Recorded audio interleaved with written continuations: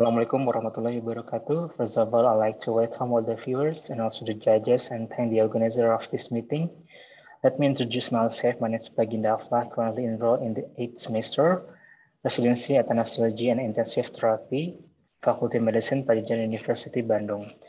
The subject of my presentation is Fogarty catheter for lung isolation and lung ventilation in infants with multiculated emphysema with bronchopleural fistula undergoing exploratory thoracotomy, an alternative of the Billman tube.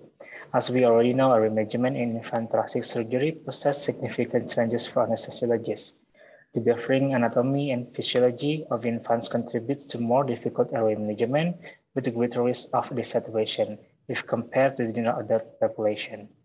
Lung isolation and lung ventilation techniques will help anesthesiologists to ensure patient ventilation and oxygenation and to minimize the risk of desaturation. This will also facilitate good field surgery and prevent contamination to healthy lung.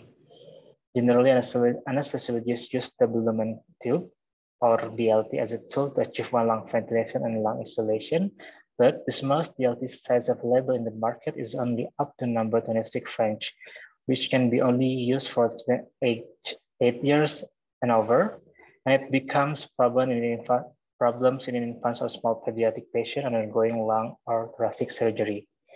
In this case, we present successful use of Fogarty catheter that is normally used as a tool for thrombectomy in vascular surgery for lung isolation and lung ventilation in infants. Fogarty catheter has an inflatable balloon tip at the end distal that could function as a bronchial blocker. As we can see at the point B, there's this balloon tip at the end distal of Fogarty catheter.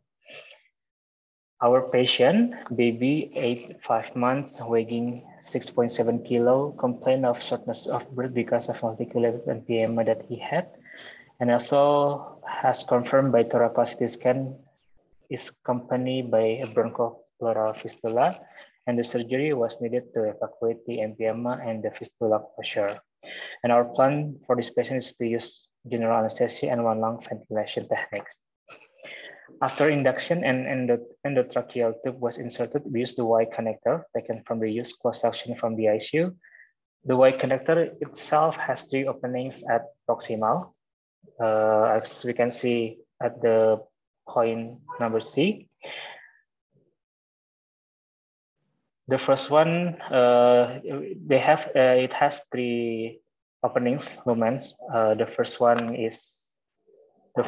could be connected to the ventilator circuit, and while the other 2 have openings have valve, with one in the middle having a bigger size to facilitate fiber optic if needed, and the smaller one is used for Fogarty catheter insertion.